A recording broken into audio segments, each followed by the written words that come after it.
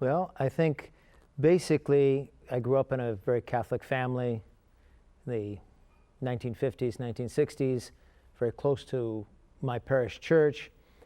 And I think very early on I began to be attracted to what the priests in the parish did. And I think that's where the first seeds were planted.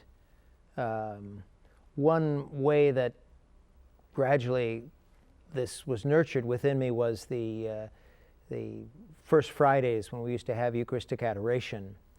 And I remember praying before the Blessed Sacrament, and I think that really began to crystallize within me the thoughts that this is where the Lord was calling me.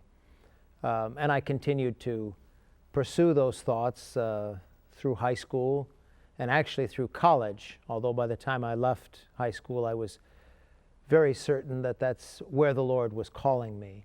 And I had the advantage of having good priests who counseled me, who encouraged me, who challenged me. And I think that's, it grew in a very gradual and a very natural way, this understanding that the Lord really was calling me to a life as a parish priest. And obviously I responded to that call and went through the seminary process, my studies in theology, and it was there that obviously the church also recognized this call and called me to holy orders.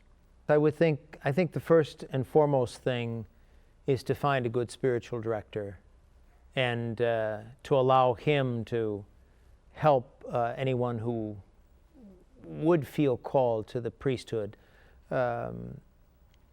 It's important to really allow yourself to be guided and directed so as to interpret together the call of the Lord. Obviously, the decision is always going to be an individual one and a very personal one, but we do have helps. The Lord does place people in our path who help us along the way.